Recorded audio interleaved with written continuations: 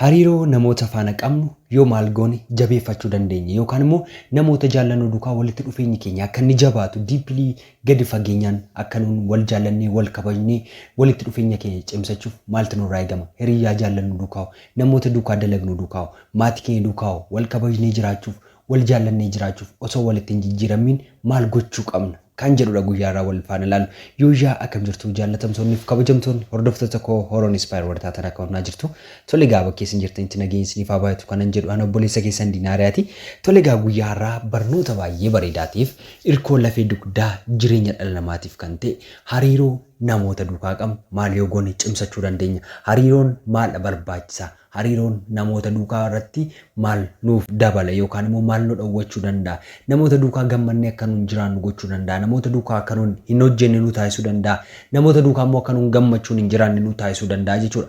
Namoota nu tokko namoota nutti dhiiqan duukaa yookaan namoota nutti dhiyaatan duukaa haala kamiin jiraachuu dandeenya? Yookaan immoo namoota nutti dhiyaatanii nu jaallatanii nutti illee jaallannee jiru hariiroo keenya yookaan walitti dhufeenya keenya haala kamiin cimsachuu dandeenya? Hariiroo jechuun maal jechuudha? Kan jedhudha guyyaarraa kan wal faana ilaallu. Tole gaamee namoonni baay'ee walitti dhufeenya isaanii yookaan hariiroo namoota duukaa qaban cimsachuu dhabuurraan kan ka'e walitti dhufanii deebanii erga walitti dhiyaatanii booda hariiroo isaanii san cimsachuu dadhabuurraan itti fufiinsa dhawwachuudhaan adda ba'u osoo keessi isaanii hin barbaadin hariiroo dhabuutiin gargar ba'u jechuudha.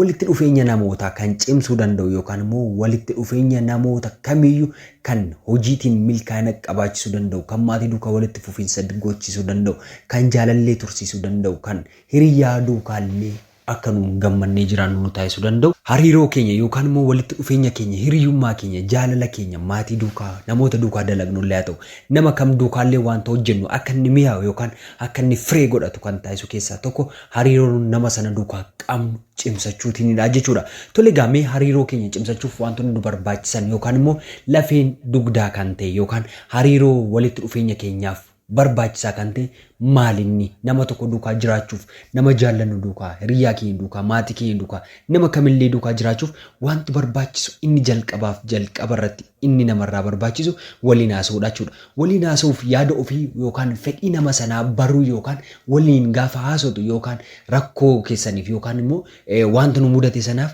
dhimmoota kamirrattiyyuu ejjennoo qabaannee yoo waliin mari'anne furmaata fiduu dandeenya jechuudha. Walitti dhufeenya nama sanaa cimsaa jechuudha. Waliin haasa'uun hariiroo godhachuun walitti dhufeenya keenya akka inni jabaatu taasisa. Waliin haasa'uun jechuudha. Inni jalqaba irratti barbaachisu waliin haasa'uudha. Yoo waliin haasa'aa deemte walitti dhufeenyi keessan sun cimaa deema.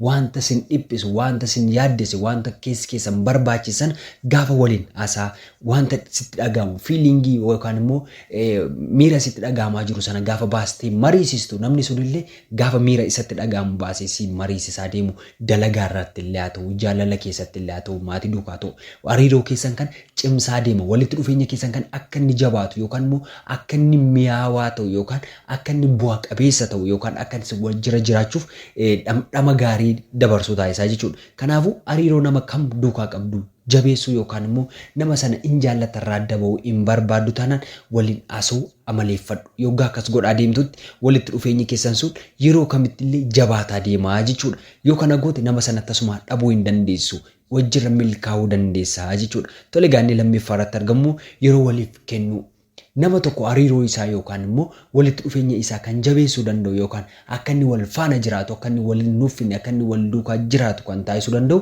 yeroo waliif kennuudha jechuudha. Yeroo qindaa'aa ta'e yeroo gammachuu waliif kennu yookaan immoo waliin dabarsu yeroo bareedaa gaafa waliif yeroo laattee yeroo bareedaa wal faana dabarsitu yeroo boqonnaa keetti wal faana dabarsita yeroo waliif qooddee yeroo wal faana daddabarsaa deemta taanaan na amani hariiroon kee osoo kan barbaade dhufe osoo abbaan barbaade gidduu keessan seenee osoo namni barbaade jiraate illee hariiroo sin gidduu jiru san namni kamuu jeequu hin danda'u yookaan immoo namni barbaade dhufe gidduu keessan seenee akkasiin adda baataniif karaa daandii saaquu hin danda'u.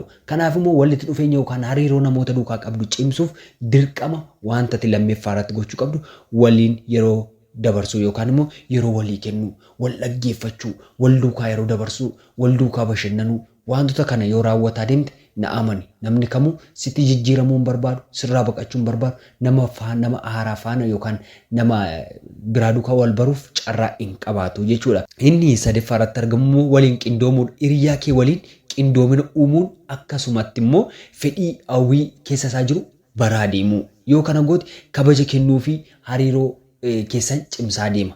Yeroo fedhii isaa bartee, yeroo wanta inni barbaadu bartee qindoominaan yerootti kabajaa deemtu yookaan yerootti iddoo kennaa fi deemtu namni sun si kabajaa deema. Hariiroo keessan sanaaf iddoo laataa deemaa jechuudha. Walitti dhufeenya keessan sanaaf kabaja laataa deema. Yerootti kabaja laattuuf, yerootti ulfina laattuuf, yerootti waliin qindoomtee hojjettu yookaan walitti dhuftee hojjettu namni sun siif kabaja guddaa qabaachaa deema. Siif iddoo guddaa qabaachaa deema. Hariiroo si duukaa qabu yookaan immoo walitti dhufeenya keessan dhabuuf wanta inni hin goone hin jiraatu jechuudha. Kanaaf immoo wanti sirraa eegamu yookaan wanti sirraa barbaachisu tokkoof tokko walitti dhufeenya keessan yookaan hariiroo keessan cimsuuf qindoomina waliin qabaachuu qabdu. Hiriyaa keessan duukaa jechuudha. Nama jaallattu san duukaa yeroo wal kabajjee yeroo hariiroo keessan cimsuu ni dandeessu.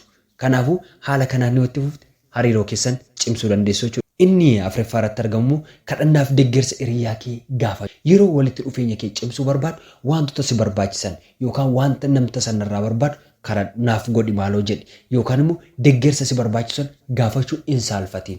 Yeroo wanta si barbaachisan isa gaafattu yookaan isatti dhiyaattee isa naa kenni naaf godhi yookaan gaafa wanta si barbaachisan keessa kirraa gaafattu namni sun walitti dhufeenyi keenya cimaa jira yookaan hariiroo keenya jabeessaa jira jedhee waan yaaduuf waasii gochuurraa udduubatti hin deemu. Otoo rakkinaa keessa jirtu otoo gargaarsa qabu barbaaddu isa dhiiftee nama biraa bukkee deemtee gargaarsa gaafata taanaan namni kun ani jireenya isaa keessatti iddoo tokko hin qabu jedhee yaada.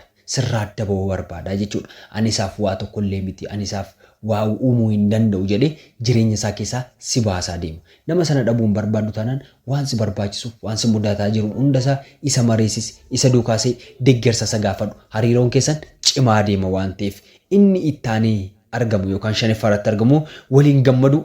Akkamitti waliin gammadu akka qabdan yaadu.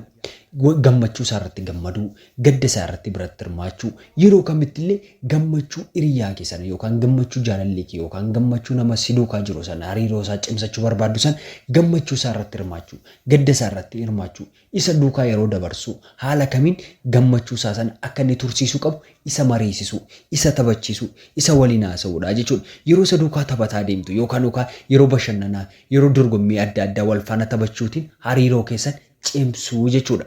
Yeroo gammachuu, yeroo inni gammadu yookaan immoo waliin gammadaa, yeroo waliin gammaduu qabdan qooddattanii yeroo waliin faana taphachaa wajjira waan akkasii gochaa deemtu hariiroon keessan sun jabaachaa deemaa jechuudha. Inni dhuma irratti argamu walqixxummaa. Walqixxummaa hiriyaa keessan ni kabajja, nama jaalallee keessan ni kabajja yookaan immoo maatii keessan ni kabajja taanaan na amani namni kamuu hariiroo si faana qabu addaan kutuu hin barbaadu jechuudha. Haala kam keessatti illee ta'e yeroo kamitti hariiroo si faana qabu addaan kutuu hin barbaadu. Namni kamuu of walqixxummaatti ni amana waan ta'eef of caalsisuu hin qabdu, ofii gadi gochuu hin qabdu.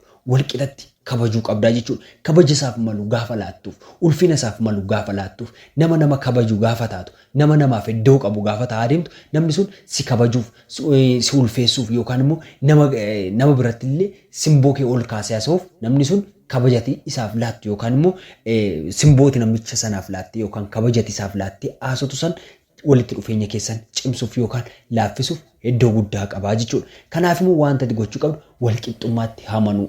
Yeroo akkas gochaa deemtu hariiroo nama kam duukaa raawwachaa deemtu yookaan nama duukaa jiraachaa deemtu keessatti iddoo guddaa ga'uu dandeessa. Toligaa guyyaa har'aa barnoota bareedaa akkanuma wal faana dabarsinee abdii guddaan qaba. Barnoota biraan hanga walitti deemnutti turtii gaarii yoo isinitti tolte laayik, sheer, sabskiraayib gochuun maatii keenya ta'a.